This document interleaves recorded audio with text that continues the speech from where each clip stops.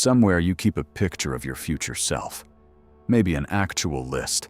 Maybe just an image you've carried for years. Fitter, steadier, the man who finally has it together. You've designed him more than once. Every January, every birthday, every low Sunday night. This is the year. This time I become him. And he never quite arrives. The list goes quiet by February. Or worse, sometimes you actually get there. You hit the number, the body, the title, and you stand inside the life you sketched and feel almost nothing. You wait for the arrival you were promised, and it doesn't come. You've been told the problem is discipline, consistency, that you need a tighter routine, a stronger why, so you design him again, harder. Here's what no one in that world will tell you. You can't design your future self, and the designing is exactly why he never holds, and why, when you do reach him, he feels like someone else's life, because he is. Carl Jung spent his life on a stranger, stronger idea. The person you're becoming isn't ahead of you, waiting to be built.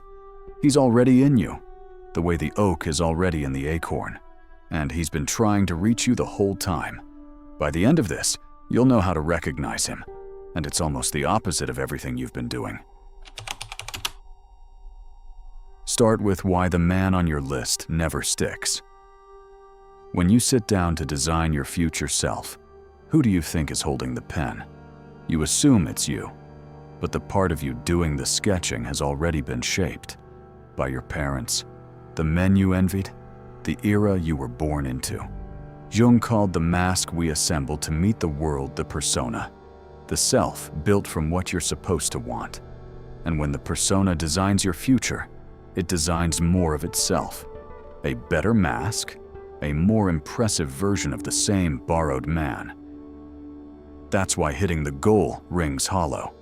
You didn't climb toward yourself. You climbed toward a picture assembled out of other people's approval. And when you reached it, the approval was there, but you weren't. No one's home in a life you built to be seen in. And it's why the list dies every February. Some quiet part of you won't fully commit to becoming a man you don't actually want to be. You call that procrastination, or weak discipline. It might be the most honest thing in you, refusing to spend your one life finishing someone else's blueprint. So the first move was never a better plan. It's a better question and a harder one. Most men ask what they want to become and hand the pen straight back to the persona. The deeper question is underneath that. Who is already trying to become something in you, beneath everything you were told to want? To get at that question, you have to understand something about the mind that Freud got half right and Jung corrected.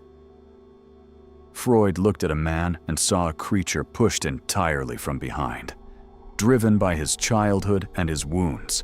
Everything you are, explained by what already happened to you. Jung agreed that was half the picture, but he saw the other half. And it's the half this whole video rests on. The psyche isn't only pushed from behind, it's also pulled from ahead. Jung called this the prospective function. Beneath the part of you that reacts to your past, there's a part oriented toward your future, toward what you could still become. It's purposeful. It's quietly aiming you.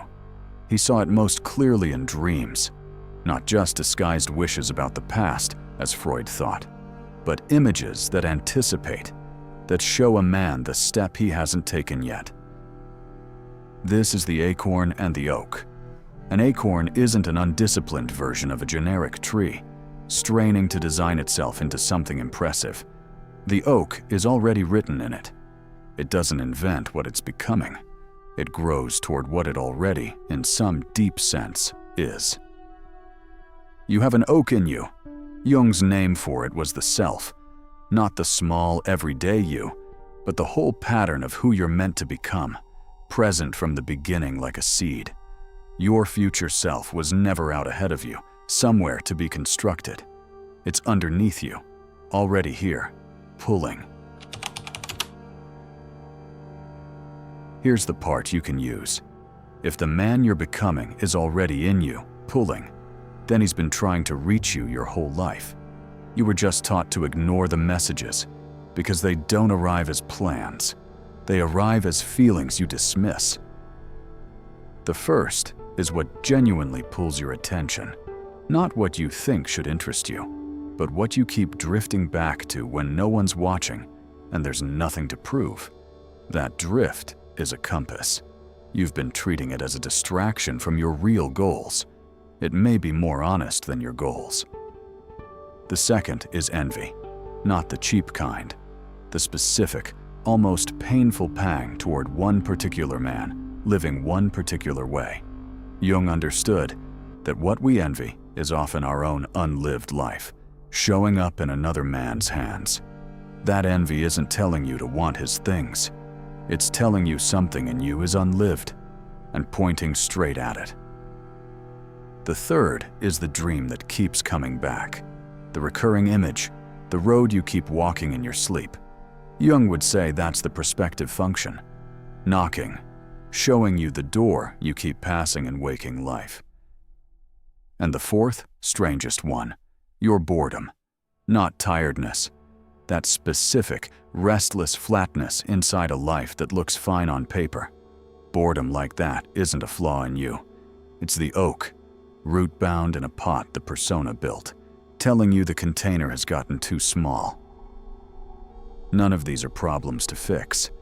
They're how he's been speaking to you all along, and almost no one is taught to listen. So if you don't design your future self, what do you actually do? You stop adding, and you start removing. This sounds backwards, because everything you've been sold is additive. Add the habit, add the goal, add the routine, become more. But you don't arrive at who you are by piling more on top. The oak doesn't add oakness. It sheds everything that isn't the tree. For a man, that mostly means subtraction. The career you chose because it impressed your father, and the part of you it's been quietly suffocating. The opinions you hold because your circle holds them. The version of your life you maintain for an audience that stopped watching years ago. Jung called the lifelong work of becoming who you actually are individuation. And most of it isn't acquiring some new, better self. It's the slow, honest removal of everything you were never meant to be, until what's underneath can finally stand up. That's why it can't be rushed or forced. You can't grind your way down to your own depths. You can only get quiet enough to feel the pull, honest enough to admit which parts of your life are costume, and brave enough to start taking the costume off, even the parts people praise you in.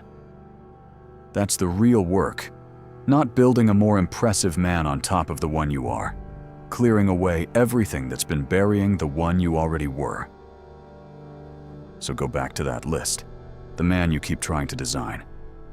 Keep him if you want, but notice what you've been doing, standing at the bottom of a ladder you built, straining upward toward a self you sketched, exhausted, never arriving. Jung is pointing you the other way. The man you're looking for isn't at the top of more effort. He's underneath the borrowed life, waiting to be uncovered.